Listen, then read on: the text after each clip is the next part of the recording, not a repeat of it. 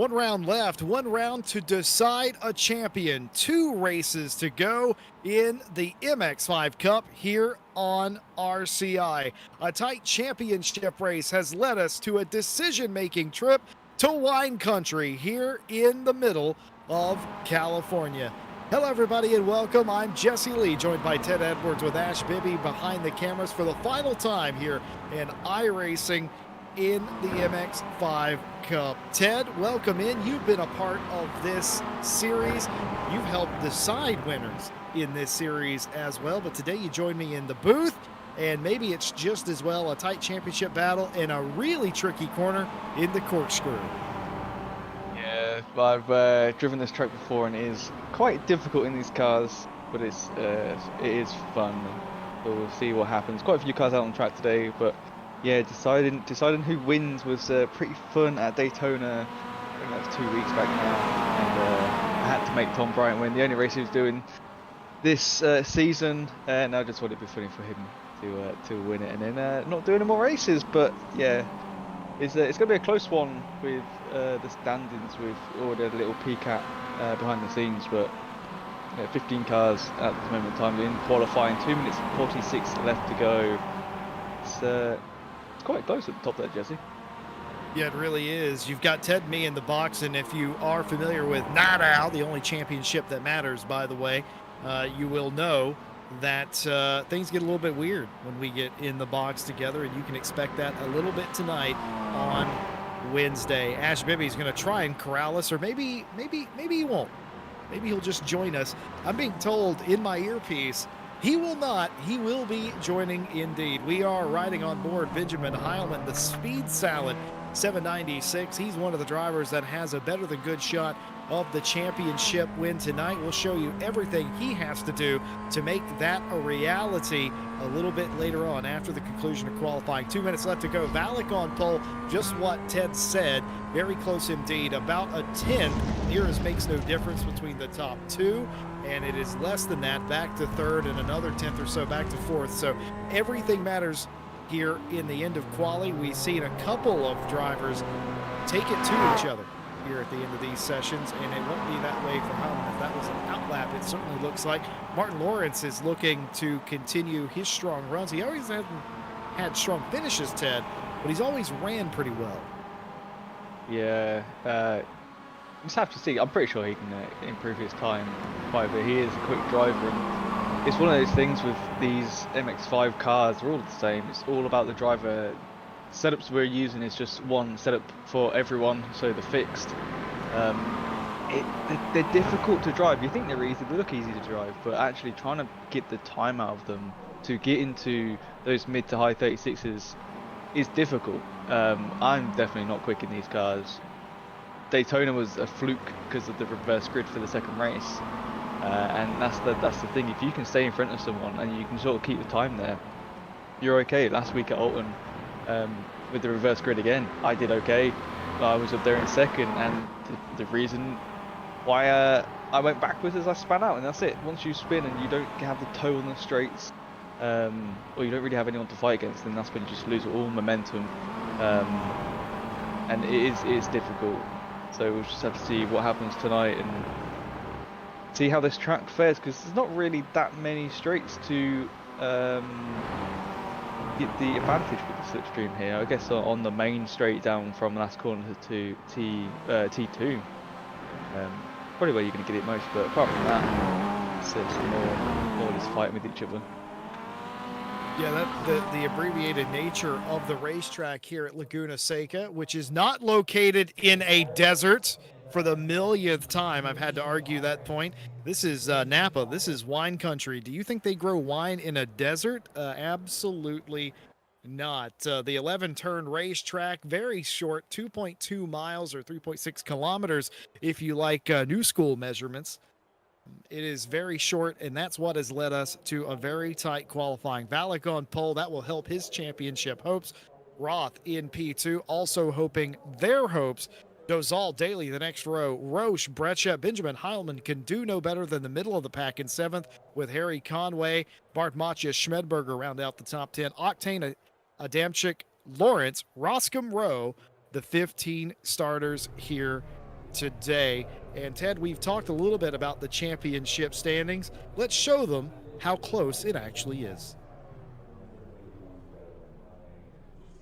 Here it is, the championship standings, starting with Yuri Valek, 351 to their name. Benjamin Heilman has 345, and they are very much in this fight.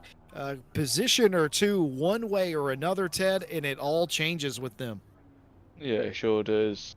It's going to be very interesting to see what happens, as well as I know Dewey had some position losses from points taken away from some penalties that he got last time round. So because he was the championship leader at the checkered flag at Olton last week. We show up here to do the finale, the final two races. He's not now.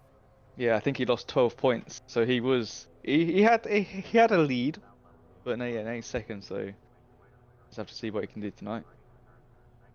Jaroslav Roth in third place has an outside chance of winning the championship, sitting at 329 points, and even further back, Luca Filippi still, I think, mathematically in the championship hunt. Mikkel Sundstrom out of the championship fight, but could still gain ground potentially and make a gap to Jordan Daly behind him with Bart Macha in tow. Peter Roche is in eighth. Theobald Roscom ninth. Martin Lawrence rounds out your top 10. It's feast or famine for the Czech driver here. Driver that has utterly dominated the Monday Porsche Cup Championship, whose finale will be live here on Monday. Parrott's in 11th, Dozal 12th, Leach, Edwards, that's you, and Adamczyk, the top 15. Second row of standings, Meade, Conway, Boss, Octane, Brecha, the top 20. Dauber, Huel, Rowe, Schmedberger, Bryant, a winner this year in 25th. Manson, Kamferger, Mark Vart, and Kasek, the top 29. Well, the field certainly has dwindled a little bit, but 15 cars more than enough to put on a good show. You really only need 2 cars to go racing, some famous person around the turn of the 20th century would have said.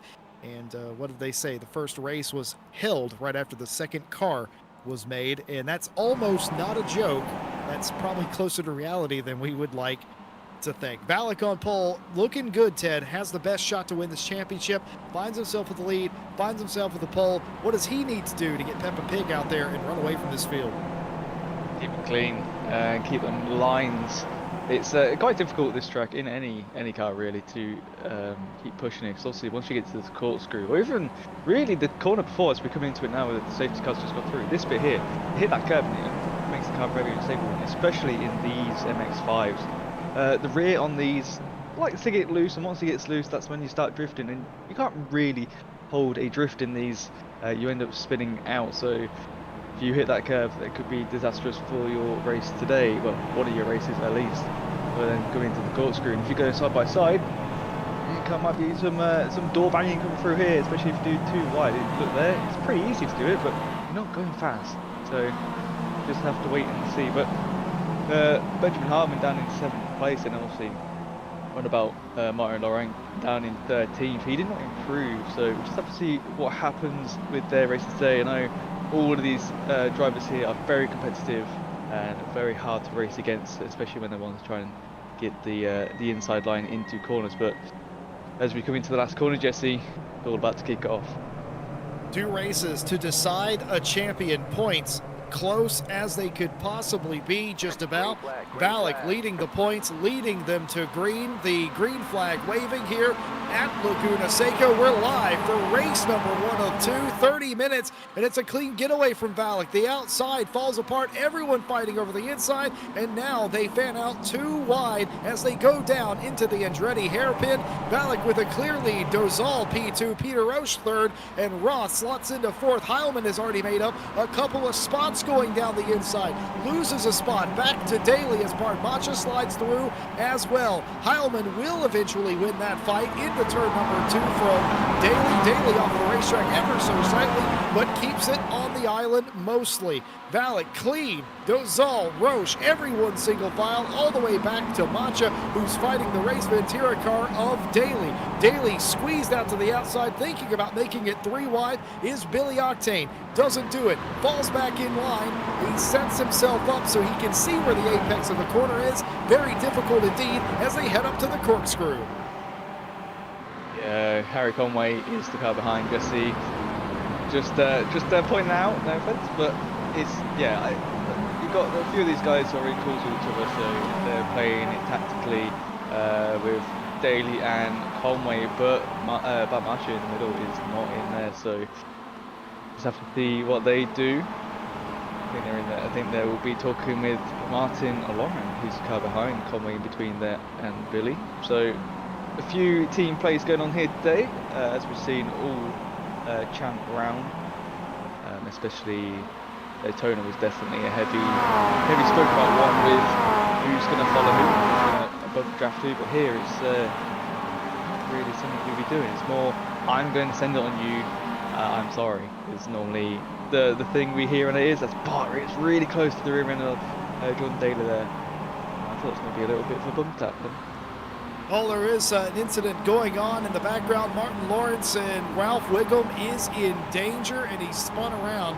We've already had one car that has exited the race. Martin Lawrence is going to spin it, and he just gets a little bit too much speed, exiting the Andretti hairpin, goes around all by himself, because that's what these MX5s are, isn't it? It's about keeping momentum and getting to wherever the limit of traction and adhesion is, and that's why you see so many spins, I would wager, Ted. Yeah, it's so easy to spin. Like you see there, it did look like Martin just took the normal line, which he did. He just got on the throttle a bit too early. The tyres aren't warmed up enough. They don't have tyre blankets. I don't know if they have ones either, so I don't know if they're cold from the start, but that one safety car lap is not going to warm them up enough, that formation lap. It's got a few laps to get them warm. So this is why you don't really see many people fighting, as we see another yellow flag. Another car dropping back. Here's the replay, go into the corkscrew. Ah, there you go, again. Just losing that rear. Saves it though.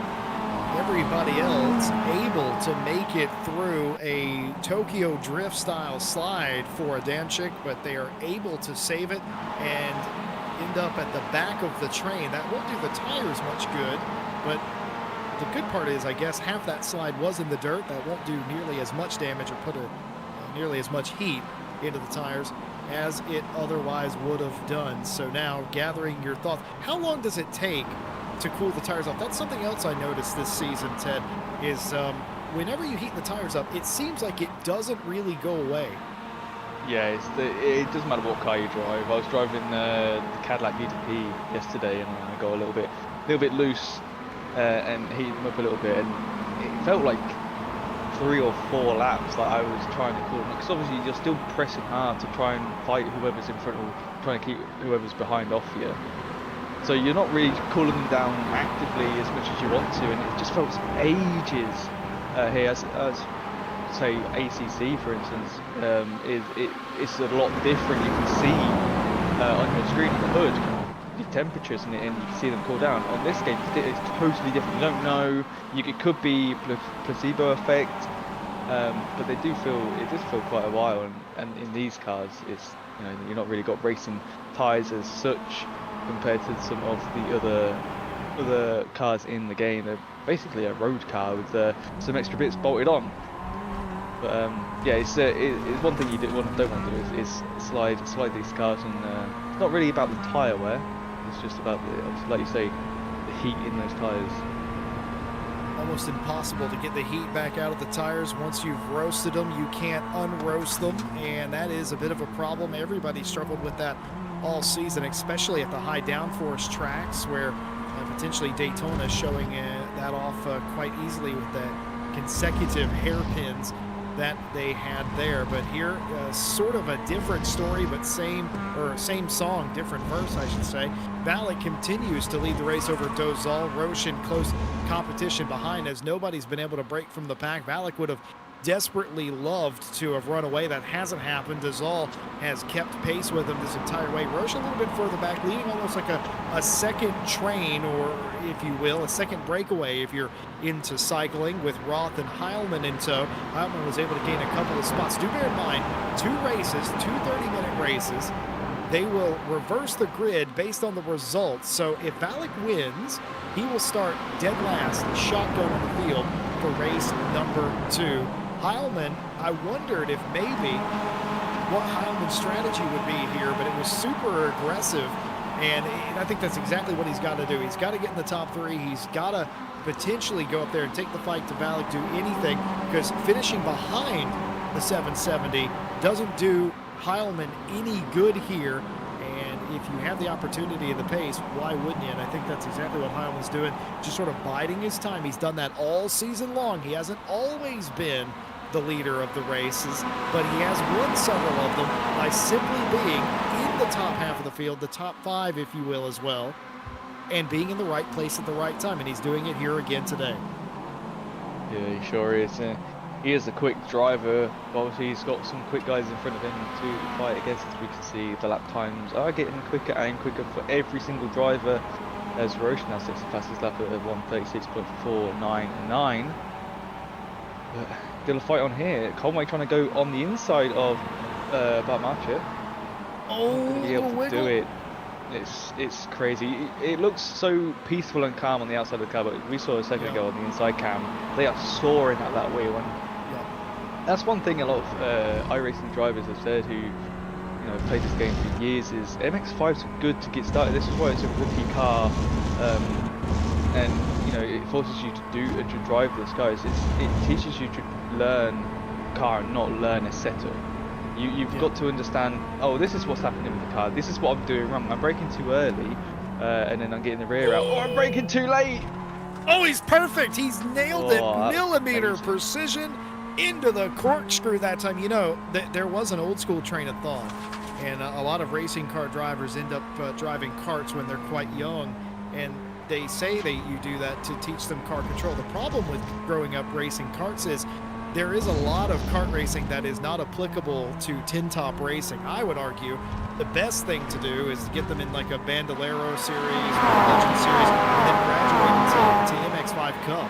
Or I know MX5 Cup is a little bit more prohibitively expensive, but you can, especially if you're a virtual driver, learn a lot in MX5 Cup as far as car control and balance and weight transfer, which is really what karting is for. Karting's just a cheaper version of that, but nothing really drives like an MX5 sports car, and I mean that in a very good, positive way.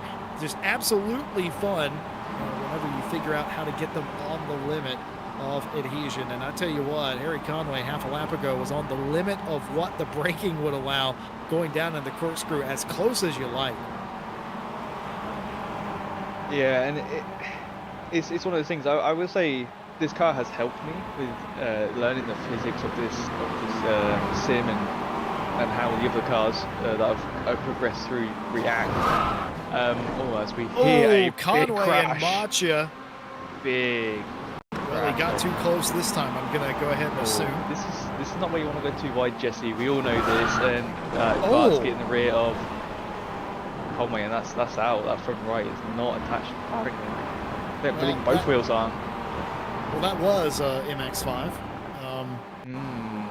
I'm not entirely sure what it is now, but Bart Macha, just a disagreement with space there, hooks him into the wall as hard of an impact as you could possibly imagine seeing done here. That will be some damage to Bart Macha's car, but these Mazdas, they're pretty stiff, and we saw back at Navarra, round number 1, a couple of the cars, Ted, were almost completely junked, but they still made decent lap times somehow.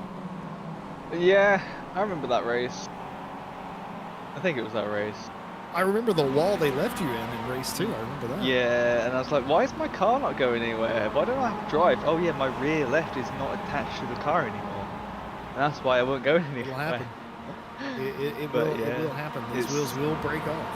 But yeah, I hate it in this sim compared to others where a knock or something can really damage the car, especially in your GTPs, LMP2s. They really don't like the rear wing being touched. No, you'd like a little tap in the rear wing could just fall off and break, and it is horrible. But I sort of like that. It's a bit realism. You need to look after your car.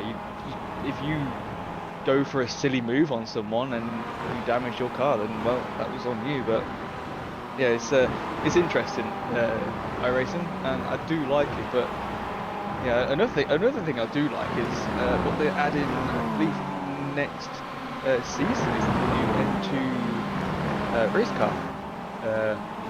In the rookie license, it will be a free car. Jesse. So that'd be another car that we will probably get going here at RCI. I think Brian wants to. Are you foreshadowing? Well, maybe, but it's definitely something I'm excited for because you know, we've got MX5s. They're not really a race car. They're, you know, a road car. Like I say, with bolts stuff on and off you go. Whereas the M2 is in the same realm, but it probably gives you a bit more feel for GT4s, which I have heard are quite fun in this game. Well, race car or not, they certainly do put on a heck of a show, and they have for us all season long. I think this has been an incredibly successful campaign this year, and to get iRacing back here on RCI TV has been absolutely brilliant. And it's just been the first 3 or 4 races, just flag to flag, not only chaos, but sort of photo finishes as well. Last week, sort of a chaotic race, but defined winners for the first time this entire season where it wasn't in doubt. I think it was the first time we didn't have a last lap pass or a win in any of the races. This is today looking like a return to form with Valak, Roche, Dovzal, Roth, Heilman, all of these cars that you're seeing here, all still nose to tail together. Could we be setting up for another one of those last lap passes? Reading the chat, as we always do here. Hello, we had an abbreviated start, so we do apologize. We didn't get to go back and forth as much as we normally would. Les Stevenson was trying to figure out what to have for tea, and apparently omelets are fairly common to have for tea. We've also been told that Les Stevenson is omelet illiterate. Unlucky there.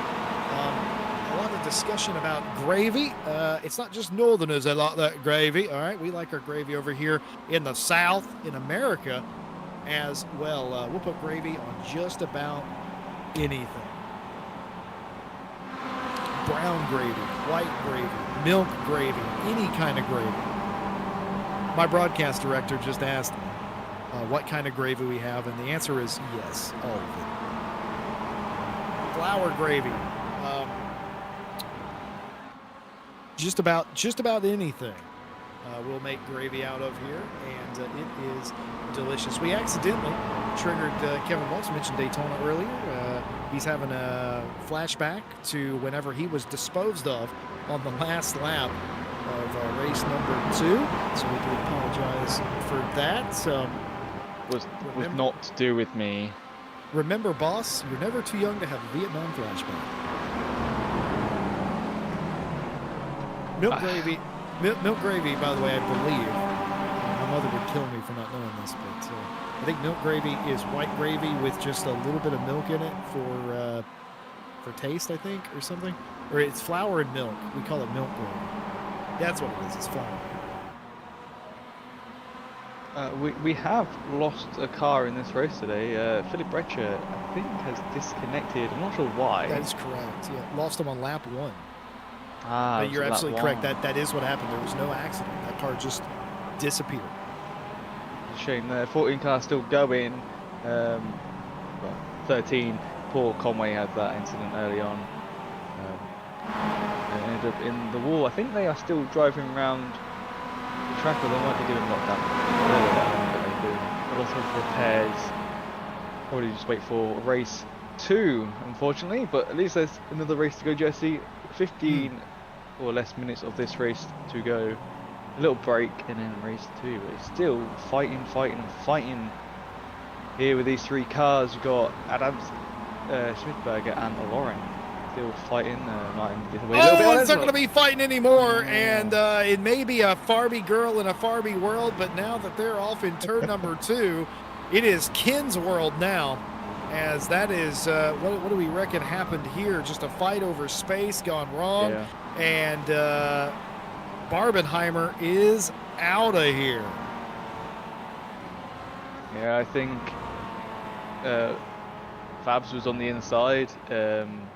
Adams was on the outside, and I think it looks like Smithberger just turned a bit too much towards the outside, and then the 727 had nowhere really to go and pushed him out. But as we say, commentators curse. You start talking about cars fighting, and then something do you know what? happens. Do you know what though, Ted? I'm just gonna say this because we don't get this opportunity often. Before you said what you said, Joe Dauber has joined us in YouTube channel. Hello, Joe, by the way, and said this is looking relatively sensible for this championship, and that happened prior to you saying it yourself. That's Joe's fault. Joe Dauber crashed Barbenheimer. See, you, we don't say those words here. I don't know what that. I don't know how you spell it. Sensible. I don't know. That's not in my vocabulary. Joe has accepted responsibility. Well, that's so man, if we could only get that accountability in government, we'd be great. We'd be doing great. Thank you, Joe. But Fabian Schmedberger, I don't think they made it fully to the wall, but they did get spun around. That's the second or third car that has done that. No damage, and we've already seen Martin Lawrence, who was down in 14th, has made up several spots. In fact, Martin, the previous lap, back inside of the top 10. Kevin Boss wants carnage. I suspect he only wants carnage because he's not in the race tonight. He's also probably still salty from Daytona, but it is what it is. But we got a train from P1 down to P6, Valek to Daly, and then we've got Octane and Matcha fighting. Oh, they made it. Crosscam and Laurent, and then obviously we see here Rowan Adams, who made it through there. That's quite a crazy move. I would never do that in any car around this track. Look, I'm not afraid to admit that I would be chicken, and I would not do that. I would have backed out, but power to them. It's got to be difficult hitting all three pedals in the floor of that car with them being as big as they are. It's the sausage curve. If you're not on the inside and you're on the outside, you don't know what's going to happen. You don't know if they're going to hit it and go wide. But these cars can take the curves quite well. You don't really feel them. I know we were practicing. I think it's the Raw before the 24, the Daytona race, the short one, and they got GT4s in there. We were watching someone go through the bus stop, and I think it's when they had the big like sausage curb chicane through there, and the BMW hit it and it broke their front suspension. Oh, Donzel going out wide, losing 2 positions. Daly still sitting in 6th place, maybe going for it now. Well, Dozal losing out here just a little bit. Peter Roche had already gotten around him a lap or two ago, and they'll chase down Valek, but it's gone from sort of slightly frustrating to a little bit worse as the Arizona T car goes down the inside, then it will come the outside as they all slide around, and Jordan Daly is going to be the unfortunate spinner exiting the corkscrew. I thought it was Dozal that was going to go around, but they saved it. Here's a replay of a similar incident, but yeah, that is the 727 of a damn shit going off, and this is what just happened. I thought the T car was going to go off. No, just lost it. He carried too much speed. Instead, because he couldn't go to the outside of the racetrack, Ted, like you're supposed to, exiting corkscrew, and it bound the car. You talked about that before we went green tonight, that it could be tricky with these cars, and it was there. Daly just didn't have anywhere to go, was trying to carry the speed, and unloaded the car, and unfortunately it unloaded it into the wall, broke a tie rod. That's why the tire was flopping around like that. Yeah, it's not fun, but it just Octane's had an incident as well into T3. There he is, backwards. Oh no, racing is... Oh, it's on his own. Oh. It's got on the throttle too early, being on the outside, got too much turn on, and the rear gets all slippery. There's no spoiler on these things, so no downforce.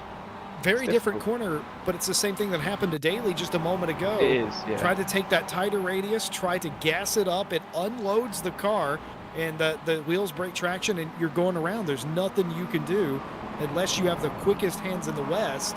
You're gonna go around. These are tricky cars, and again that car in the background, that was Dozal again just drifting out of the corkscrew. They are difficult. I will not say they're easy to drive. they take a lot of concentration, a lot of focus. There's a lot of work in the arms just to try and keep these things on the track and in a straight line, especially when you're going too wide through some corners. And you won't make any contact, as you saw with Octane and Dailies. You've got to get on the throttle at the right time. Yes, you want to plant your foot down to get out the corner as quick as you can and try and beat the other car, but you just unload it or you got too much turn on, and it's just they just slip out, and it's so hard to regain it without losing the time, like lifting off the throttle, dabbing the brake. That can still, in these, that can just slam all the way forward and you just spin on the front. It just turns around. That's where you start spinning from. So very difficult cars. They are fun though, especially when you're doing a bit of bump drafting around an oval track. But still got 12 cars in fighting each other. Daly and Conway in, I think both are in. No, Daly's back out again. He's just gone through corkscrew, coming up to the last corner now. Still some fighting to go though, Jesse. Sure is. Let's reset you. Valak has led every step of the way, was on pole position, but now is the new challenger in the form of Peter Roche in the #1 Sparco blue car in P2. Roth up to third. Heilman, who started 7th, has made their way to 4th and is in prime position to benefit from this insanity. Dozal back in 5th by over a little bit over a second, and then you got Barmacha in 6th. Martin Lawrence has rebounded from 14th all the way up to 7th. Roska Madamchik, Octane Rowe, the cars that haven't had major incident today. Octane, of course, has been around. Same with Martin Lawrence, but no contact. Everyone behind them has made somewhat more significant contact or significant incident.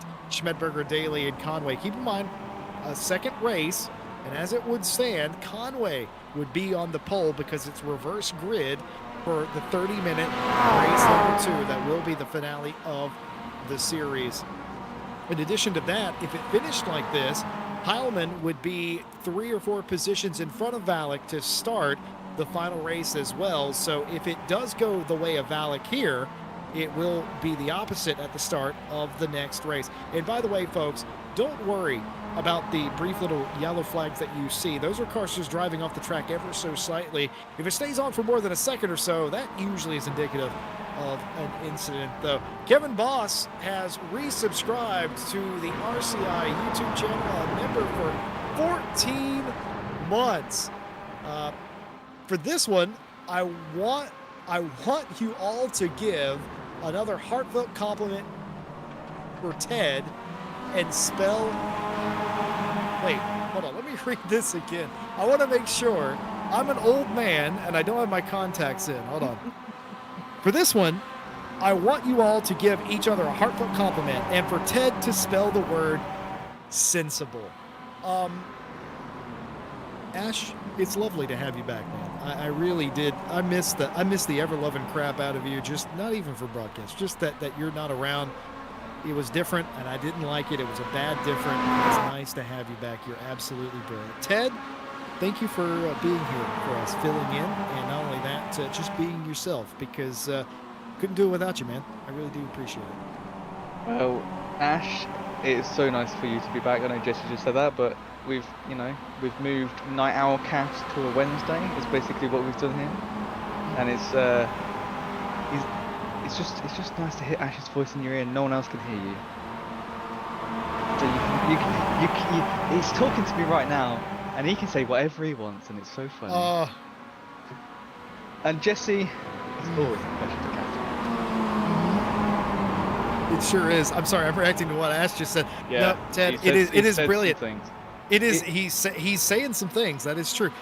It's Ted. It's brilliant to have the Night Owl group here, and even if it is a Wednesday, after all, 4.5 minutes left to go. Ted, you still have to spell sensible, by the way, but I will thank Kevin Boss for his 14 months of member support over on YouTube. Thank you, Kevin Boss. Oh no, I spelled it wrong. S-E-N Sybil. Did it? Well, I assume sensible, without looking at it, it's sense with eyeball at the end of it. Oh, it's that word that I'm not... because it doesn't it's sense with eyeball at the end, but because there's an I there can't be an E. It's Schmedberger around again in the Farby's dream car. He's And in pit lane, as you heard that noise. That's what that noise was. His engine blew up in the pit. Oh, Fabian oh, Schmidberger! That is that's not the engine how gone. Mattel. That is not how Mattel built that car. So that's why we heard an engine explode, is because he didn't have an engine anymore when he returned to pit lane. That makes a lot of sense. You know, it makes a lot of sense that on the eve of Thanksgiving, that Kevin Boss would donate to or would re-up his membership to have us all give. Cause that's what we do in American Thanksgiving. We say what we're thankful for. I'm thankful for all of you guys. And I'm not just talking about the guys I'm in the box with. I'm talking about Chad as well. Thank you all for being here. I'm thankful for the drivers that are racing in our RCI, our iRacing championship. You know, we're primarily ACC here. That's where we started off from. Back 4 years ago now, Jesse. I think it was. It's been that long, 3 or 4 years. I had hair when we started, so. It's been a while. It's been a long while, and we've had our ups and downs with champs, and it's just nice to see people still driving with us. And you know, I didn't think our MX5 champ would get too big, but we had almost 20 cars every race. Obviously, the longer on the championship goes, the more people drop out, but still, 14 cars here today is still a nice turnout. And obviously, next week we do have we have a one-off, Jesse. It's close to your heart, I think, as being an American. Well, close to my heart, close to everything else as well. Next week, we have an iRacing one-off. It's the Charlotte 150 in the NASCAR Next Gen Cup cars, and it is going to be absolutely brilliant. All you got to do is own one of the Next Gen NASCAR Cup cars. You don't have to have all of them. Just need the car of your choice, whether that be a Toyota, a Chevrolet, or a Ford. And, of course, Charlotte included in the base iRacing subscription. Well, we are going to be right back as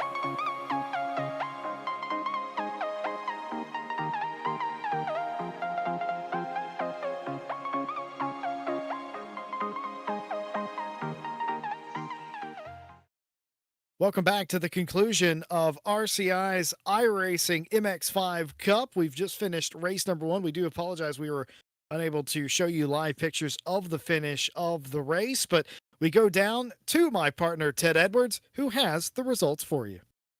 Well, yeah, not much really happened after that. Everyone sort of followed each other to the finish. But as it goes after the line, it was Valek in first with Peter Rush in second, Roth in third, Harmon in fourth, and we got Dozell in fifth, Matcha in sixth, Laurent in seventh, then Roscam in ninth with Octane. Roscam in 8th with Octane in ninth, sorry.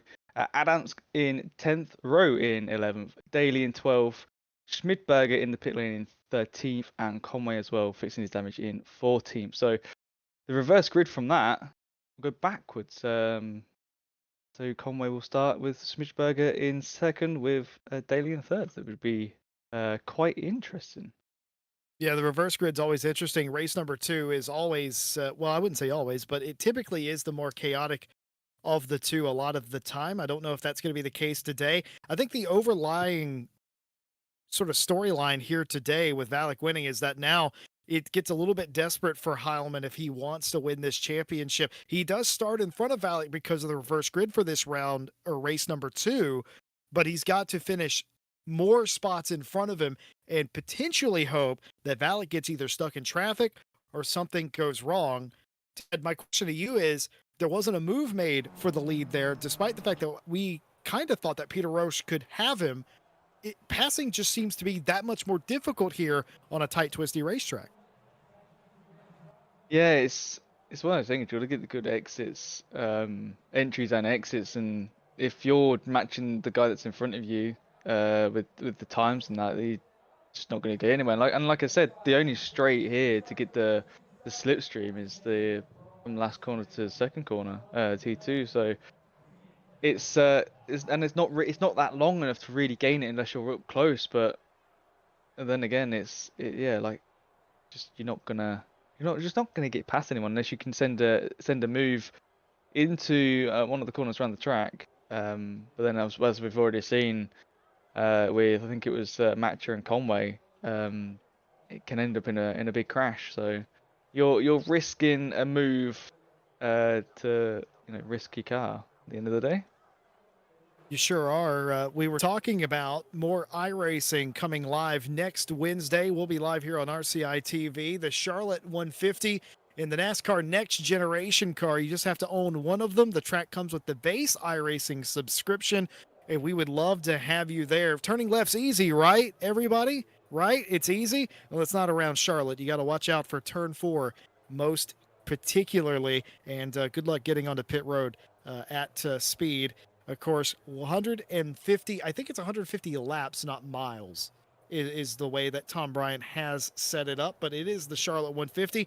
Ted Edwards, myself, Ash Bibby will be back with you next Wednesday for that race. We're going to be turning left, and that is going to be a brilliant race. It'll be the first oval race that we have gotten to bring to you, the first real oval race. Kevin Boss lamenting that he's busy at work and will not be able to join us for that one. Otherwise, turning left, a lot more tricky than a lot of people would say. Yeah, I've done some turning lefts in the street stock, which is where everyone starts off in, and that is a heap of fun. Easy to learn, easy to bump draft, and can get a little bit crazy at times in those cars. And then I did some Arca, and that is a different kettle of fish because you can't really bump draft in that, Jesse, because you're shaped like a wedge of cheese, and you just pick the other car up, and then they end up in a wall somewhere. So. Yep. Yeah, Gen 4 cars, which is what the ARCA car is based on, not known for its bump drafting prowess. Of course, in NASCAR Cup competition back in the day, the Gen 4 cars didn't have that nose. They had drafting bumpers, which basically looked like cattle scoops almost in a weird way, but they bump drafted a little bit better. But the ARCA car in iRacing doesn't have that variant. It's just the sloped nose, the aerodynamic nose. Can't really get away with it as much as you would like, right? But Other things going on in the RCI sphere of influence, go to racerci.com, check out all the series that we're currently running and get involved today. You can join any season mid-season, and that includes the Porsche Cup finale coming live on Monday. Dalton, myself, and I believe Heilman on the broadcast for that one. We're in Kyalami, South Africa to decide a champion. The champion's already decided, but the racing has been intense. You're not going to want to miss the Porsche Cup finale coming live this Monday. And the IMB 6-hour community series continues to run as well. Not this weekend, but next weekend, the round number 4 coming from Monza. And a week later, the 6-hour esports series also live from Monza as well. If you haven't subscribed, liked, or followed the channels, now's your chance to do so. RaceRCI.com, though. Check it out. Get involved. Get you a team. Get involved today. You missed one championship off there, Jesse, and it saddens me that you missed it. I didn't miss winter break. I was going to allow you to talk about winter break. No, winter break, 3-round champ. We did the first round at Spa the weekend just gone. It was pretty fun actually. I joined in on that one. I don't normally join in, but I had a good old blast with the BOP we got on there. Little bit of a test to see what the BOP would be like for Spa in the 6-hour series. That is next year in January. So it was very interesting. A few drivers joined us to have a look to see how it felt. But yeah, we are again here this Saturday at Snetterton.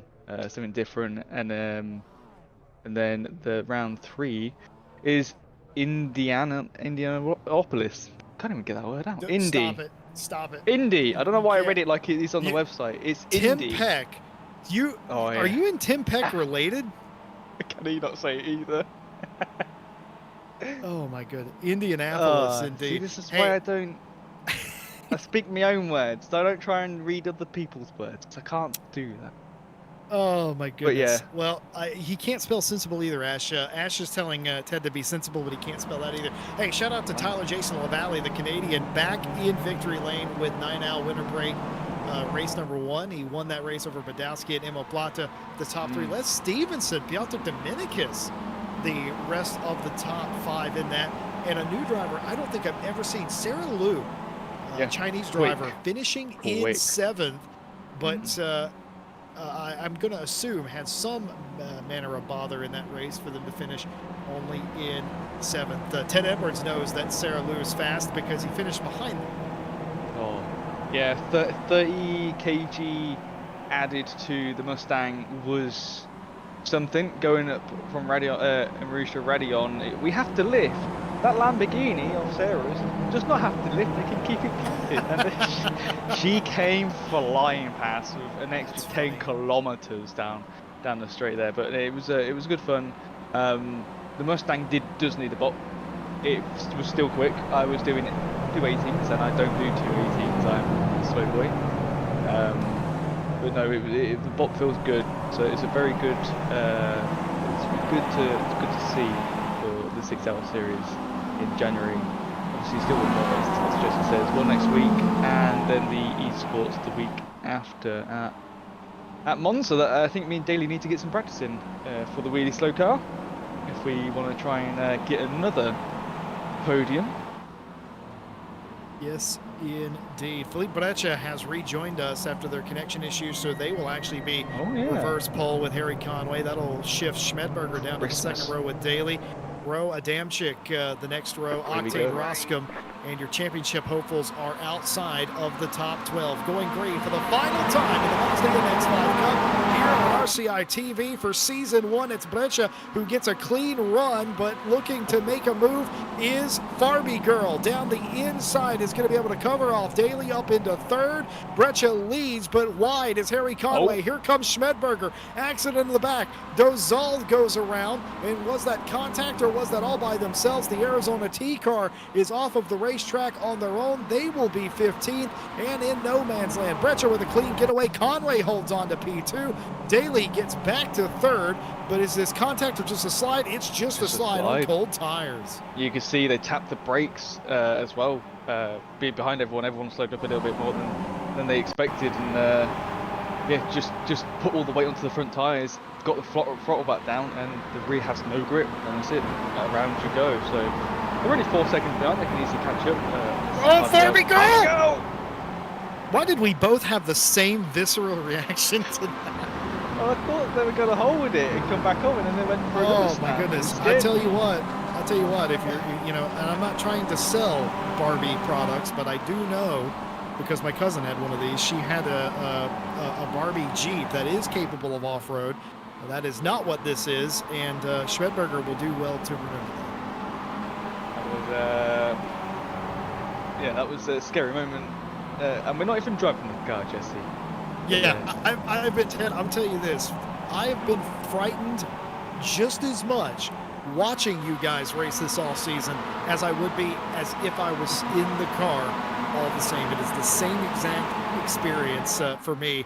I get so scared all the time seeing these cars get out of control. And look at this, defensive from Schmidberger trying to recover, but it's going to be Macha down the inside. Schmidberger is going to give way into the Andretti hairpin, and that's going to be done and dusted. And maybe that was contact. That was Valak. That was your championship leader. That was Valak involved in an incident. And they're on the inside of Theobald Roscom, and he's just going to get turned. Pit maneuver successful, LAPD style, California Highway Patrol, and he's going to go to the back of the grid.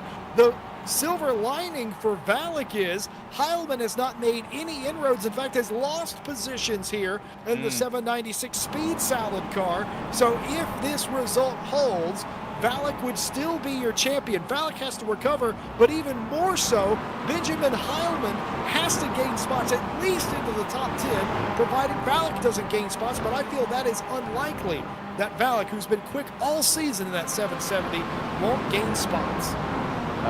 Also, looks like Heilman has front right damage on the bumper and where the front light is, so that's going to slow them down. As you might think that's nothing really in these cars, but we've found out from all the bump crafting we've been doing, any hit that's not cushioned well, you know, if you slowly get up behind someone's rear bumper and you give them a gentle push and push them along, anything harder damages the front and makes you, for some reason, makes you slower. Even if these cars don't really have splits, it's just a front bumper, you lose a lot of top end speed, and Heilman's found it, I found it, the Daytona, it was really slow car. I think Heilman was following me for many laps, trying to keep him a slipstream, and he was 0.3, 0.4 behind, and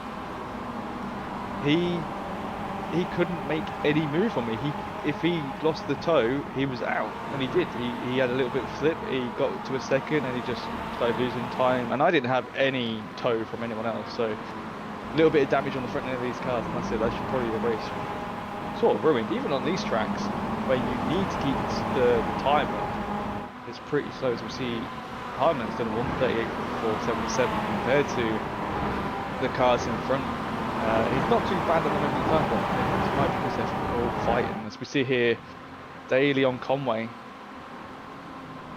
into the corkscrew is going to be side by side.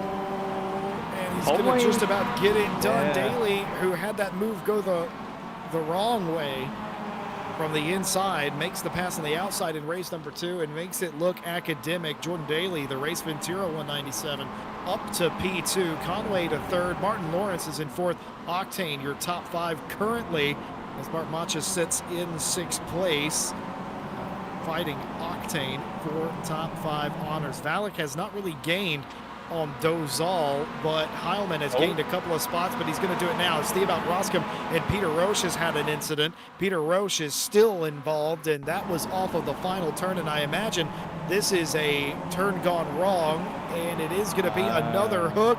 Just not enough space there. The one car is going to go around. That is to Valak's gain.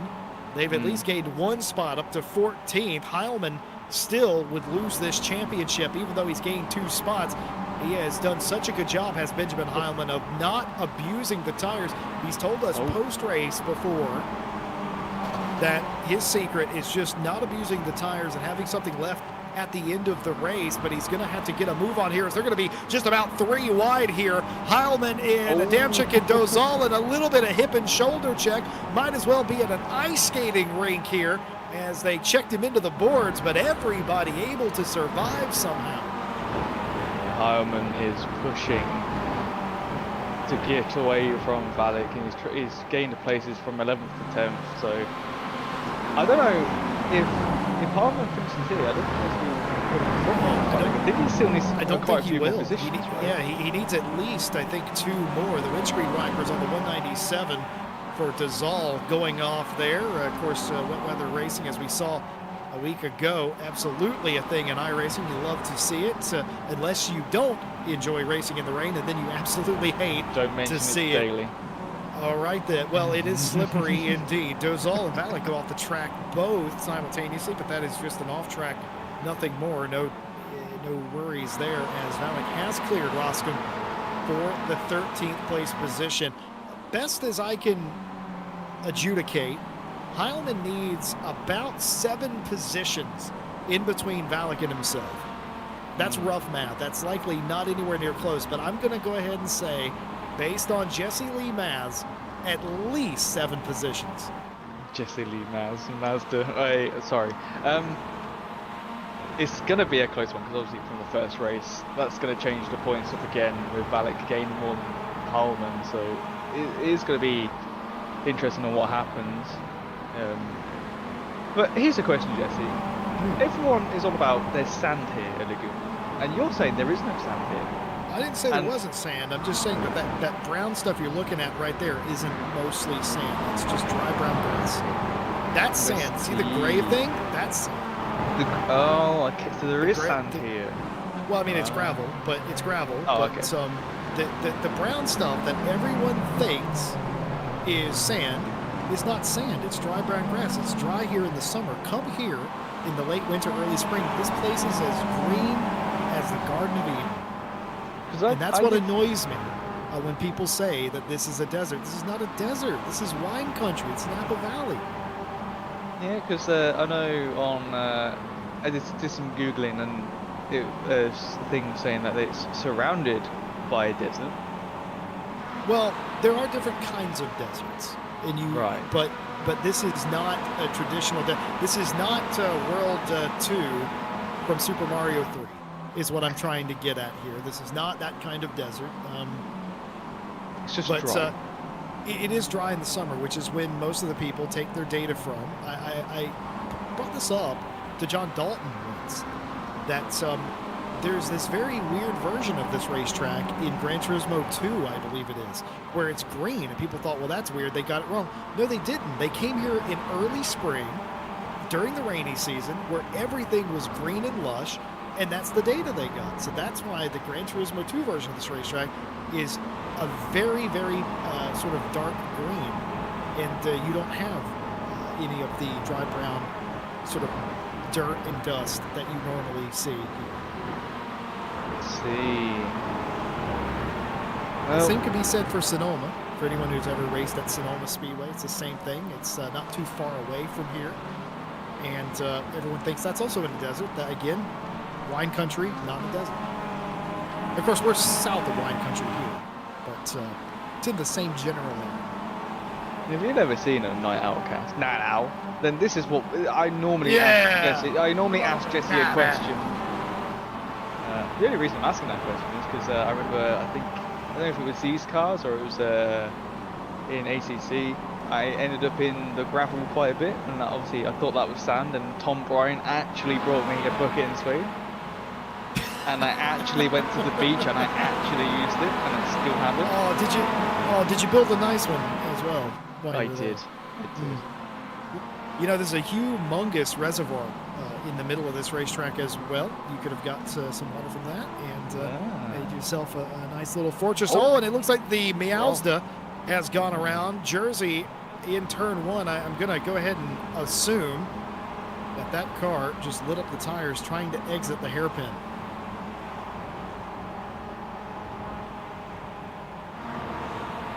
Well, while we have a moment, and we are in the waning moments of this championship, we've thanked the chat, we've thanked the broadcast team. I'm going to go off script ever so slightly. I'm going to thank Katrina, I think is what I'm going to do. Standings provided by Tom Bryant and then fixed by Katrina today.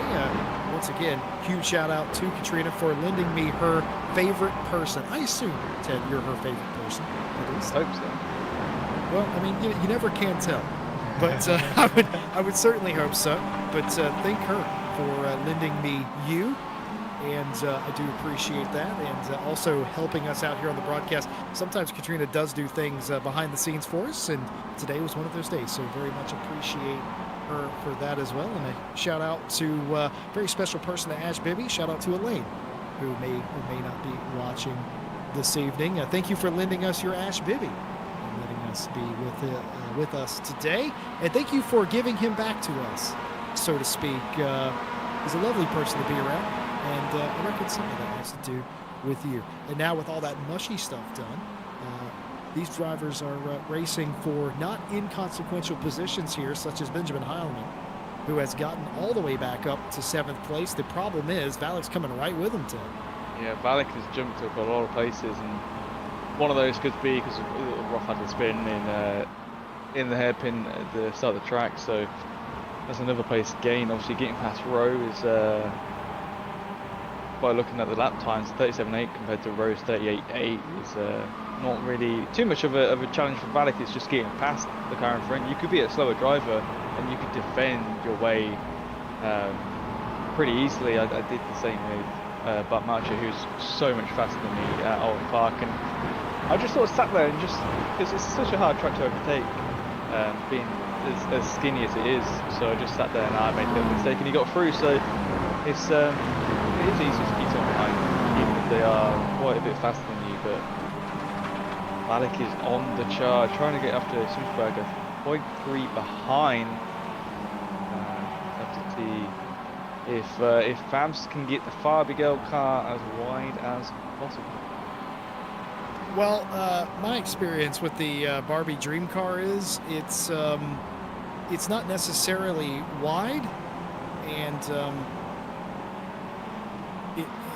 they do make a Power Wheels version of that, and I may have destroyed one rolling it downhill once. That's also possible. But what I can tell you about the one that Farbie Girl is driving is that that is not a very wide car, and off the racetrack is the 191 of Dozal. And I thought for a second they were going to go for a ride, but they don't. Very well controlled indeed. You'd rather go wide than tight around this racetrack, simply because when you do go tight, we've seen what happens. You run the risk of spinning the car out. You sure do. There's a few fights going on around this track. Brecher's in the lead by 1.1 over Daly. Daly's still fighting off Lorraine. Conway is back from that, sitting in the Dalton zone, as we call it, where you're not really fighting anyone in front and not fighting anyone behind. Matcha is 1.3 in front of Octane, and then there's Heilman, not in any slipstream there, but trying to hold off Donzel. Valek has gone up to 9th on past Schmidberger there, so Heilman's championship it's looking like it's a second place at this moment in time. And then there's still some more fights further back as well. It's still Lawrence all over the rear of Daly. I'm just saying, Martin Lawrence gets around Daly here. He might have a shot to take on his friend and fellow countryman, Felipe Brecha, and he's done it here. Daly, I think, maybe went a little bit wide and had to get out of it. Either that or hit the dirt, and it slowed him up just enough. Martin Lawrence down the inside of the final turn up to P2. It's a 1.5, 1.6 second gap to Felipe Brecha. It is a check lockout of the top two positions, or a checkout if you prefer. Ted Edwards, stunned silence. Ted, I guarantee you have missed working with me. That is quality broadcasting you only get right here at RCI or any other place I'm appearing for a small fee. See, I'm used to it now, Jesse, where I can sort of blank out some of the stuff because I'm thinking about what's happening in the race, and then I just hear Ash laughing his head off, and then I realise what you have said, and then I start laughing. Because that's how used to you I have gotten. But yeah, Oren is on the charge. Daly dropping back ever so slightly. was a .1 the main straight, and now there's a .6 coming up to the corkscrew. Can Cole make it back in? We'll have to wait and see. Could be a fight between the SJ&H and the Race Ventura car, like old times.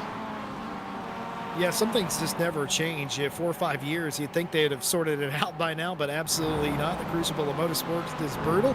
You end up racing the same people a lot of the time in the same teams, and you love to see it. You love to see when it's back and forth, and it certainly has been this season. We can all agree. It's not only the top position that may be fought over, fighting for not last. Think about Roscom in the 96 Mazda, the blue and white car. The all blue, dark blue Sparko #1 of Peter Roche fighting over 14th place. And don't tell these drivers that this doesn't matter, because it's not really a high ranking position. That's not important. That never is important. And it's especially not important to these two, who are going at it for 14th place. Drag race inside to Peter Roche. Roche should get the better line here, but will we see Roscom go wide to try and do the crossover? He will. He's going to tuck back in, but expertly judged by Peter Roche will get him that position. Unless he goes off, he does ever so slightly, but not nearly enough to give Roscom time to recover to his outside, and it's job done for the #1. Yeah, very nice move indeed. Looking at people at the front, they're all sitting in 37s again. And that's just because they're all fighting. It looks like Brecher has probably dropped off on their pace. I'm not sure if they were in 36s before, but this is not looking a bad race for all the drivers, really, because I didn't do any practice around here as of yet. But I remember the last time I drove here. It's like we keep saying, it's not easy. Like that the corkscrew looks so easy. Really easy, but I guarantee you, as somebody who's done iRacing before and driven these cars, it ain't easy. No, you're on a knife's edge all the time. They're unforgiving. You could do 3 or 4 laps in a row and you could feel absolutely confident and fine. You come back through that corkscrew again for the 5th time and you could end up slipping out like we did see with Daly. And that little bit of damage broke his car. Luckily there is a fast repair for these drivers. Tom Brown was nice enough to give a fast repair. But sometimes it can take a while, especially with the damage that Daly did have. As we see 2 wide into... He's thinking about it. He is. They're down on the inside, and Billy it looks Octane like they're going to outside. get through there. Billy Octane left dead to rights as everybody goes by them, and that's going to be Heilman up a spot, Dozal up a spot, Valek trying to make their way through. Can't do it. Billy Octane is going to slot back in to turn number 3. I know it looks like that's turn 2, but it ain't. The kink counts as turn number 1, so the Andretti hairpin's actually turn number 2 around here. So I digress. The positions change. The Speed Salad car up to 6. Valek stuck in 9th place for the time being, but again, not enough positions, and if Valek can get to about 7th place, maybe even just 8th, that'll be all Valek needs. Yuri Valek will be your champion of Mazda MX5 Cup, providing he finishes there, obviously. Well, by the way, yes. Ted, I just looked up at chat. Les Stevenson has made some dad jokes of his own. Check you out. Write that man a blank check. I just can't compete with an actual dad.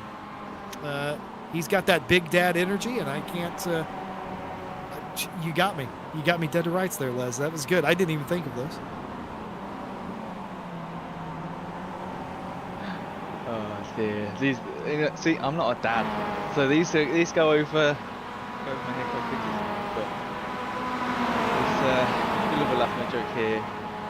RCI, but looks like the top 5 cars are not really fighting for anything. Allman stays in front. Yeah, stays in front of Dazelle. Obviously, Billy Octane and Valek. It's really the main fight we're looking at here. It's going to be close. 9 minutes 50 left is seems like a long time, Jesse. It seems a long time unless you're in a fight, unless you're in a battle with somebody, and then you feel like you've only got a couple of laps to get the move done, and then the race is over. If you're in a position like Brecha is, who's currently being caught by Martin Lawrence a little bit, it seems like an eternity. If you're back here with Heilman and Dozal, you're fighting, it takes no time. If you're Felipe Breccia, it's the opposite. It takes forever. You're counting every second, and you'd swear some of the time the clock is going backwards. 2 by 2, they're going to have to sort this out. We're going up into the corkscrew, and the 191 of Dozal backs out, but the top two do not. Highland and Octane racing each other quite closely indeed, and it looks like Octane has gained some spots. Valek's gained a spot on Dozal as well before they even got to the corkscrew. Billy Octane on his way back, the Estonian sensation, and the Speed Salad car, the two Speed SJ&H cars nearly side by side. Oh, and it's gone wrong. It's going to be a pit maneuver. It's Billy Valek. Octane Yeah. is taking out Valek here in the final quarter of the racetrack. And what went wrong here? There was a nudge there from Valek on Octane, and then Octane just turned in straight into Valek's rear right. So yeah, it's That's still not enough positions to give Heilman the championship, I don't think. I think it was only really one position. Obviously went behind Octane, but went behind Dozal. I just hear some sliding in the background. That was It's a Damchik who has gone down to 15th place. Was it contact? yes, it was. It may have been. I think it was just a slight touch from Roche there. That's all you need in these cars, is the rear just lifting just a tiny bit. And this is why in bump drafting these cars is actually difficult. You think, oh, it's just bump drafting, you just tap the rear and just push them along. But if you don't get the centre of your front lined up with their rear bumper, and you're off slightly, you spin instantly. It's just a spin. There's no, oh, you might slide now. No, you are sliding. And we saw that at Daytona a couple of weeks back. It's pretty risky, but that falls down to the driver behind. But yeah, Hyman up to 6, Valek down to 11th. We just have to wait and see. Well, if you're wondering what happened in the final turn a lap ago, contact between Benjamin Heilman's teammate, Billy Octane, and the championship leader of Valek. We're going to show you again. Valek down the inside is certainly established, and I don't know from that angle, I guess Octane just turns into the corner a little bit too much and spins Yuri Valek around, and now they're back at it again. Yuri Valek's going to be absolutely furious. He's bump drafting him down into the hairpin turn number 2. He's trying to offset his Yuri, trying to make a position up on the Estonian driver. Can't do it as they go through there the same way they entered, and that is nose to tail. Can't even put a piece of A4 between the two of them there for a second. They were that close. If I'm Yuri Valek, I'm a little bit frustrated with that entire situation, and I think you're seeing a little bit of that frustration come out. The Peppa Pig car, oh man, that's gonna burn his bacon. You know, Pepper's getting angry, and I'm scared to see what Valek does with Octane here, but playing it actually quite smooth, being nice about it, even though they did get taken out and spun backwards.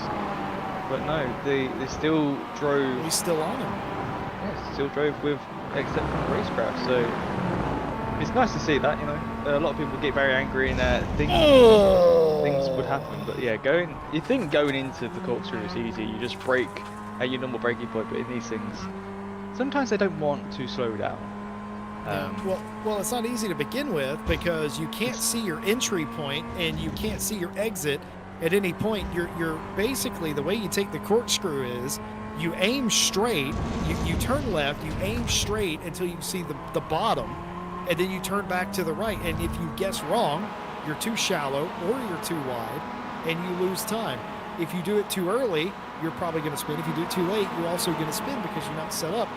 Try doing that nose to tail like Valek and Octane just did. Octane nearly into the back of Valek. They both get the cars stopped in time, but now Valek back into the top 10. Heilman sitting in 6th. Yuri Valek in a position to win this championship. Heilman still has been unable to get rid of Dozal. Less than 5 minutes in the race. Les Stevenson said earlier, you're the night owl daddy. I think that's actually Ted. I think Ted is night owl daddy. I'm pretty sure we established that was you, Jesse. Oh, well, Uwu. Anyway, pink car. Speaking of Katrina, she's joined us. and she's noticed that there is a pink car, and she's noticed the meows still. Yeah, she likes her pink cars. She always happy to see a pink car. When we go to Donington and watch the racing, we look through the little guide that you get, and we always try and find a pink car. Weirdly, it's difficult to find a car that's got quite a bit of pink on it. Obviously, like the Iron Danes, they've got a lot of pink, but they don't come to Donington, so it's a little bit difficult to find a car like that in some of the racing we watch. But it's Heilmann's yellow flagged out of last corner, Jesse. Oh, is this going to be contact with 191? I don't think so. Yes, I think he's just going to get too much speed.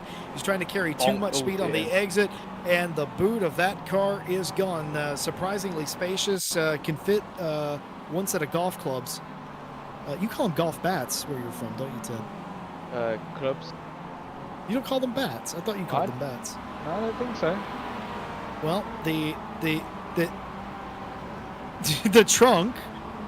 Very much ajar. There will be a notification on the dash of that car that will be indicating that I hate that notification. Trunk's open.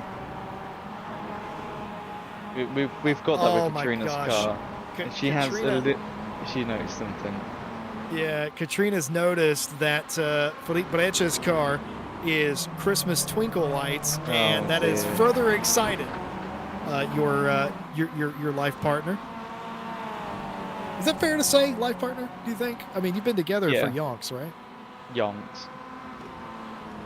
Absolute ages, mate. Hey.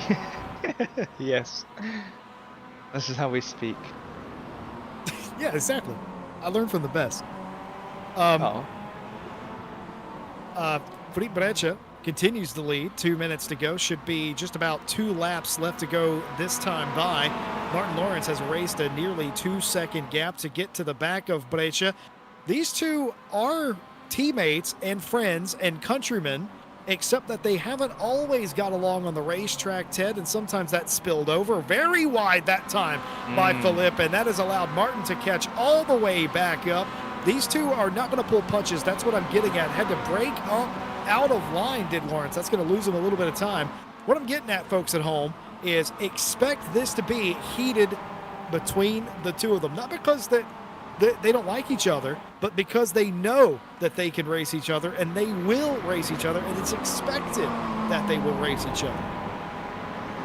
Yeah, both really quick drivers, and they've got Daly and Conway behind as well, with the same gap. So they'll probably be fighting each other quite aggressively as well. But I think Conway's had a quiet, good race, hasn't he? Yeah, I think he might just chill out, and if he can make a move with Daly, he'll make one. I know I've said this to Daly before, like about racing each other, and sometimes I get to race Daly. Depends what's happened in the race. Daly's a lot quicker than me, but I'd say, I don't want to send it on you, and he turns around and says, "Don't be stupid, just send it on me. Just try and fight me." And I'm like, well, I don't want to take you out again, because last time I took him out, he shouted at me, and it scared me a little. So. But it's, last time I tried to fight Daly, it ended up in a cuddle, so I don't know how to make of that. Felipe Brecha leads the race, but only just over Martin Lawrence. Lawrence has got down to the inside of the final corner. We're coming to get the white flag. 1 lap to go. Martin Lawrence slots into the lead of the race. Felipe Brecha in second place. What will the Czech driver have as the retort? He looks to the inside. He shakes and bakes to the outside. He's going to go incredibly wide, but this could set up an excellent exit, but he can't. He has to fall back in line. Martin Lawrence, the connection lost. Ralph Wiggum, I'm in danger car into the lead. And how long has Martin Lawrence waited to win one of these races? Reckoned he had one done at Snetterton midway through the championship, and on a last lap, last turn pass from Benjamin Heilmann, that all evaporated and changed in an instant. But look at Brecha getting back on him again. It's just some good racing going on here. Harmon and Alex as well, close. We've got 6 cars close to each other at the moment in time. Roscoe Monroe at the back as well, 0.9. But yeah, this is obviously Alex won to overall win it, I would say, Jesse. It's a shame that Harmon couldn't get any closer, but just shows you, just have that one little slide out, and that's it. You are going backwards. Daly coming through corkscrew, followed by Conway in fourth Oh, place. it's But getting close for the lead here. Coming to the last two final. corners, yeah. It's going to be very interesting. Both cars off of the racetrack here as we're coming to get the checkered flag. Move, looking down the inside. Fakes back, gets back in line to Sprecha. He's going to go wide a little bit. He hits the curb, and it's going to upset the car of Martin Lawrence. Is it enough? I don't think it is. Martin Lawrence, after an entire season of trying, is going to win it here at Laguna Seca for the finale. Breccia P2. Daly holds off Harry Conway. Macha comes in 5th, Dozal 6th, Roth in 7th, Fabian Schmedberger, the Farby girl car, in 8th place, Benjamin Heilman 9th, Valek will come across the line in 10th place, and he's something of an expert, folks. He, as far as we're concerned, is your MX5 champion here at RCI. Behind him, Billy Octane, Roche Roskim, Rowan Adamczyk, as all 15 cars that started the race will finish. And as Kevin Boss has pointed out, and I can't take credit for this, Kevin Boss thought of this. He thought that I did. I didn't. Boss, all credit to you. The checkered flag, as it's a check 1-2. I wish I was that clever. Well done. Everybody making it to the flag. It's a check out lockout of the front row and the top 2 steps of the podium. But Yuri Valek, Ted Edwards, your champion of Mazda MX5. Yeah, what a race by all drivers in both races. But it just goes to show, Vanek got spun out earlier on, was way back. Harmon made his way through, but then made his own mistake. So it just shows you, just keep going, just keep going. Unless your car is really damaged and you need to repair it, you just try and keep going, and just try and finish that race. And it's worked out for Valek today. He was 6 points ahead of Harmon. Obviously, will be our overall winner. I am waiting to see if the iRacing UI will give me the results so we can actually show them to you. For sure, for sure. We'll work on that. Well, I won't do that because I'm incapable of doing that, but you'll work on that and see if we can't bring that to you. And in the meantime, I'm going to see if I can't get an interview or two and see if we can get those folks in here. And we'll see just how much that works out. I know Martin normally is good for an interview.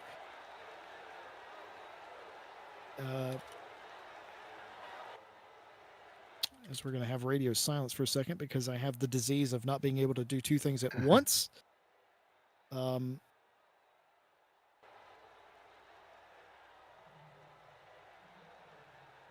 As we are working out some things on the back end here. Ash Bibby's mocking me.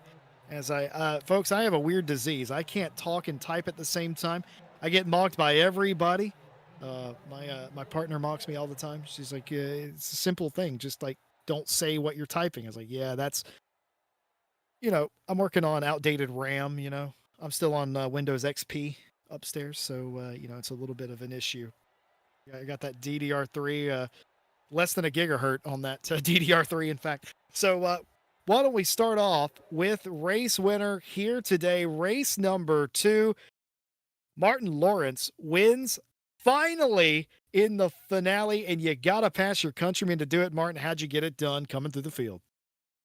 Yay! I've won something. Yeah. That you won something that's not on a Monday. Yeah, I won something on iRacing in it. Yeah, it was like fun, like ish fun with Philip to like who's gonna be the faster one. Obviously, I was in a big advantage as I had the slipstream, so yeah, I was the one in the tow. But I mean, I'm not sure if I like the Mazdas still because it's just some like in the race 1 like spin out of nowhere. I tried to replicate even the spin and it didn't spin for no reason at all. So it's just like 50-50. Obviously blame Tom for the track choice and such. So yeah, definitely. And not enough rain in the champ. Need to be said, obviously, for me. No, just joking. Yeah, like the last race, I kind of enjoyed. Even the like the first heat, I enjoyed because after the span, I was kind of like with everyone, catching up with everyone. So it wasn't that bad. I'm just as I'm used to the ACC, I'm not really like fast or I don't expect what the car will be doing in the race. So it's just it's not great for me. I'm relearning everything, and yeah, that's why I literally didn't finish half of the races. Well, I just want to say, and I'm going to go ahead and preemptively apologize on behalf of all Westerners. We've been making a lot of Czech related puns because of you and Philip up in front of the field in race number 2. New one coming out from Les Stevenson, hot off the press. We're going to check the record to make sure that the results are the way we think they are for the championship. But Martin, let's talk about you. You finally win one. You've gotten close several times.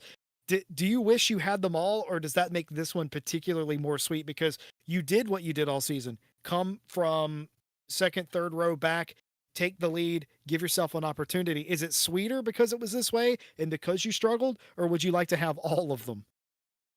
Well, obviously, everyone wants to have all I the I all asked a the race wins. car driver if they're greedy or not. What am I thinking? Yeah, exactly. Uh, yeah, well, obviously the point is winning everything. So, but yeah, this one, it's.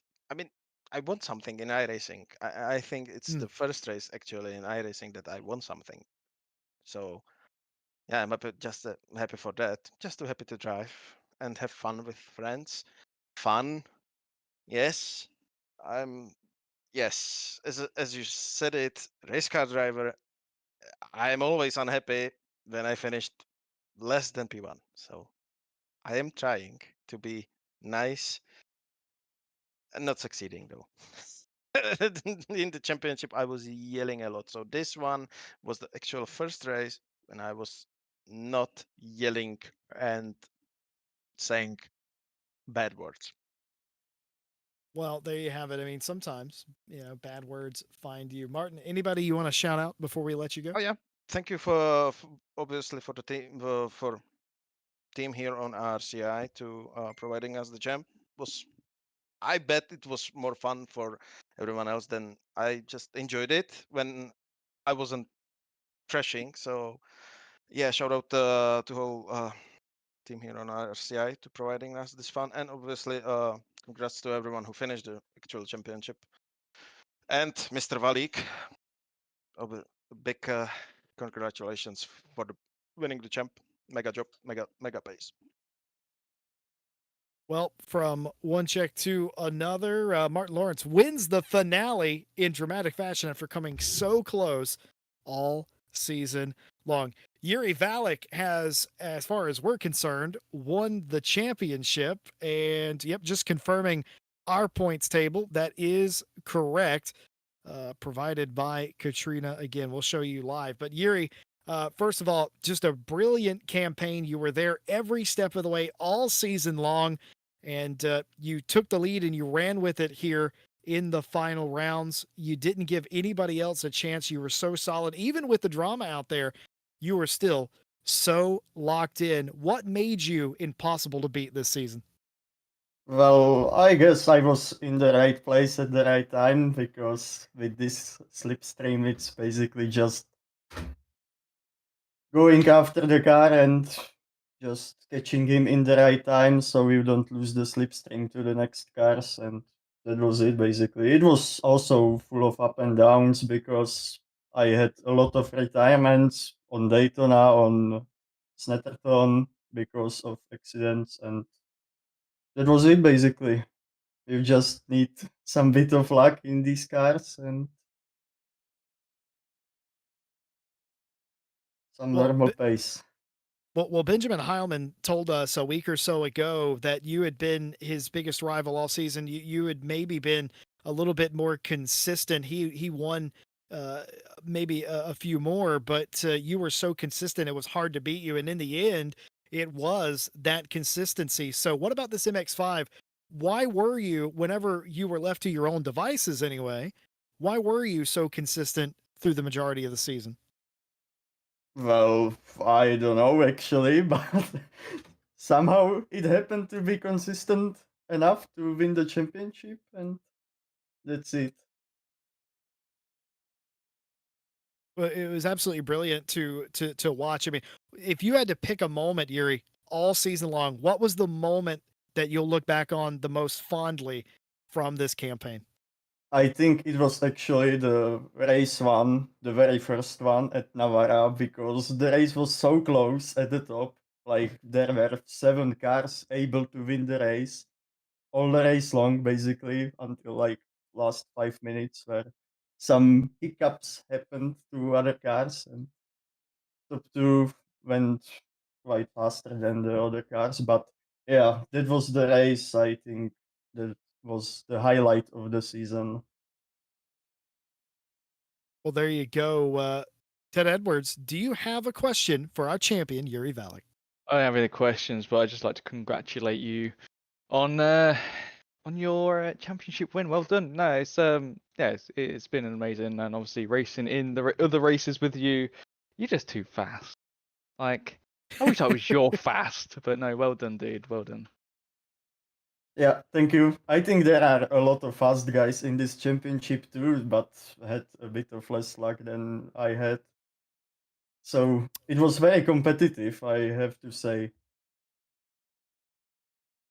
Well, Valek, do you want to shout out the team, family members, loved ones? Well, I have to shout out to RCI team for organizing this championship. The track selection was brilliant, I think. It That is the was first full of compliment action. Tom Bryant's ever got, Yuri. I just want to make that very clear. Yeah, so I guess he's happy for this compliment. Well, you are an RCI champion.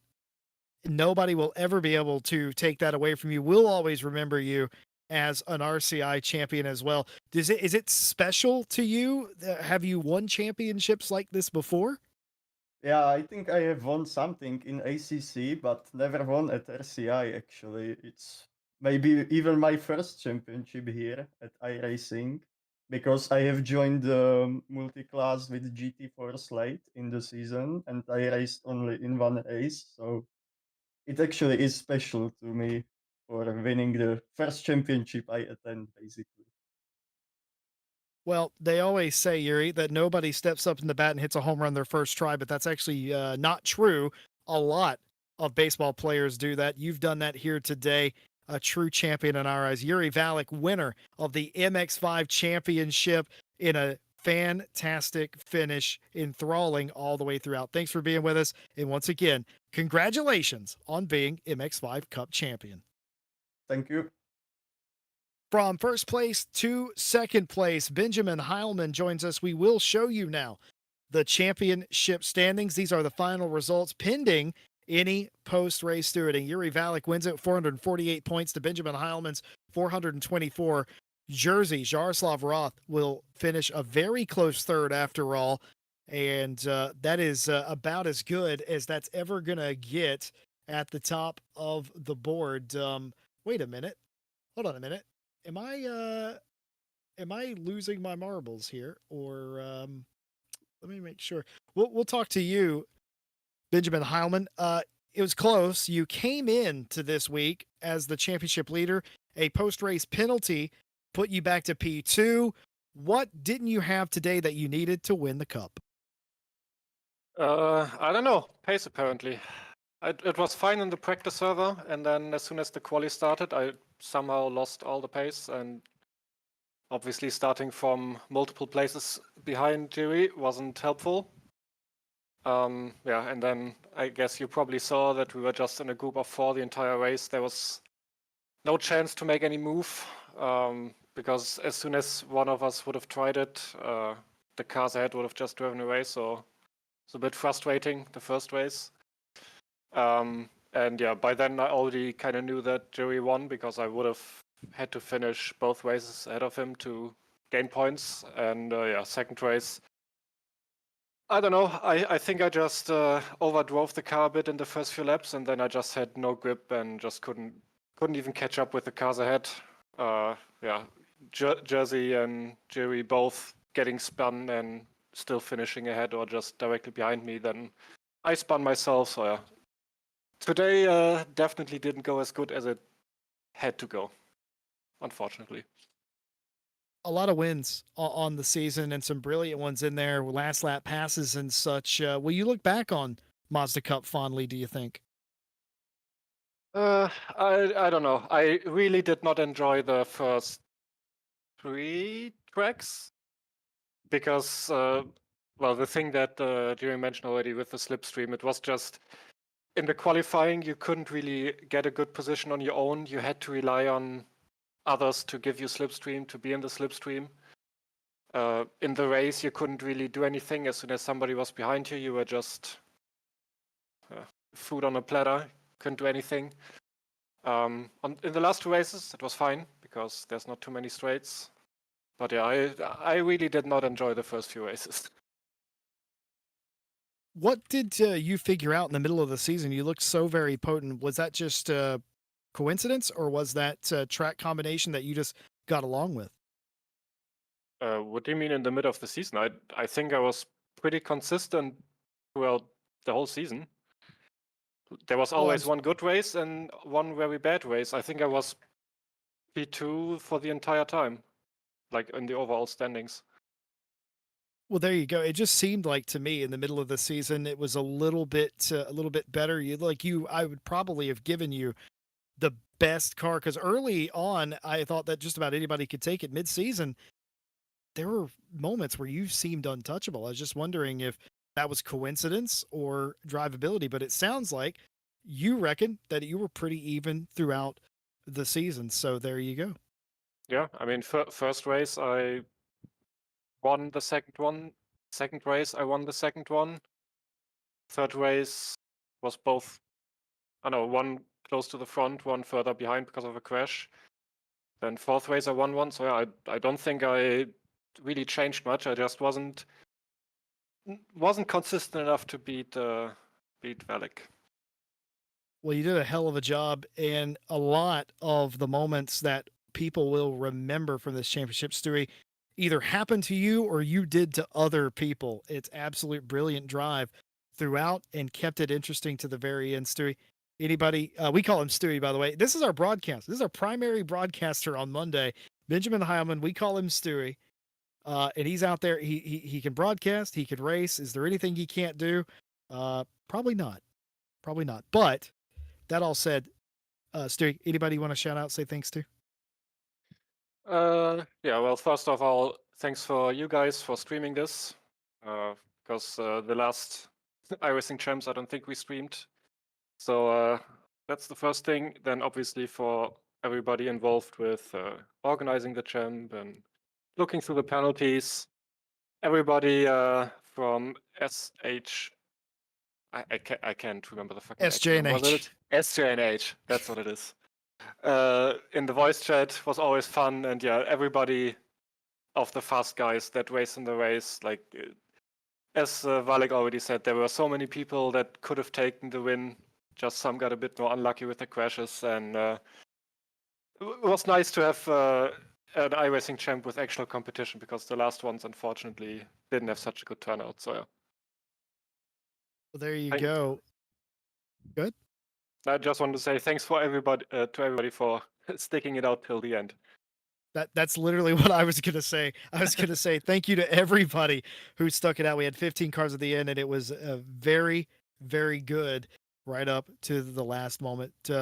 Alman, thank you for coming in, talking to us. Thank you for a brilliant season, and congratulations, Benjamin Heilman, P2 in the championship with a couple of trophies for the trophy case. Thanks. Well, Ted, it's the unfortunate time where we turn off the lights and the championship is done.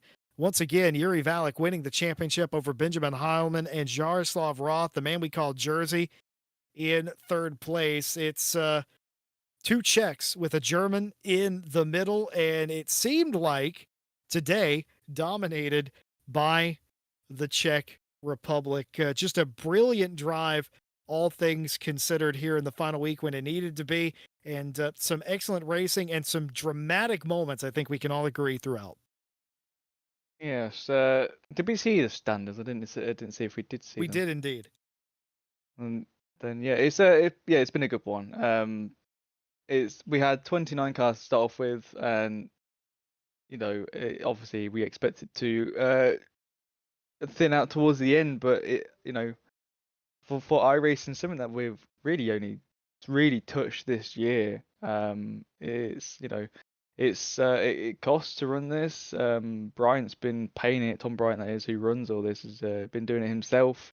And yeah, I've offered to help him because I really want us to get more into the iRacing. I want us to do some endurances at some point, but we just need more drivers to turn up for us to then go, here's the 24 hours of Le Mans or Spa or anything like that, because endurance on this game is quite nice, and it's quite a lot easier than ACC, especially with the driver swapping. And you don't really have to worry about tire pressures too much, Jesse. So it is fun, and thank you again to all the drivers that joined us for this season, and we will have more iRacing come in next year. We obviously got the one-off Charlotte 150 next Wednesday.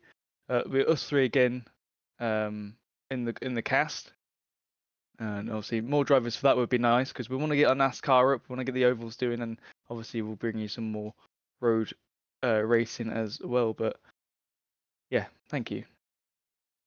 Well, while we're doling out thanks, big thanks to everybody who's been with us in the chat all season long. We definitely appreciate all of you, your messages, your follows, your subscribes, your memberships. And a big thank you again to Kevin Voss, who became a 14-month member earlier on in today's cast. That's going to just about do it for the Mazda MX5 Cup here on RCI. As Ted said, we'll be back next Wednesday, though, for the Charlotte 150 NASCAR Next Gen Cup cars and 150 laps or miles of the Charlotte Motor Speedway. It sounds simple, but I promise you it's more daunting than it may appear. Carnage, drama, and a brilliant finish yet to be decided. So we'll be back with you next week for NASCAR action. You can catch the finale of the Porsche Cup Championship in ACC on Monday with John Dalton, myself, and Stewie, all bringing you that. And on behalf of this crew, I've been Jesse Lee, joined by Ted Edwards and Ash Bibby, who's brought you the coverage for today and the season. A big shout out to Dan Van Zutphen, who's been with me the majority of the season as well. And a big thanks to our partners that have been revolving in the bottom left corner of the screen all season long as well. You can check out AK Esports at akesports.it. Go get you a Go Setup at Go Setup's website. Check all the direct drive hardware from Moser Racing at moserracing.com. And special shout out to Motorsports UK. We're a recommended esports community by Motorsports UK. Ted, it's been brilliant. Thank you so much for being here. Ash, it's been lovely having you back. It's like putting on an old boot. Feels good, feels comfortable. It smells like you. That's what being in the booth with you guys is like. We'll see you next week, ladies and gentlemen. Thank you on behalf of everyone, Tom Bryant, Katrina Photo as well, for providing standing pictures. We'll see you next time. And until then, have a good night.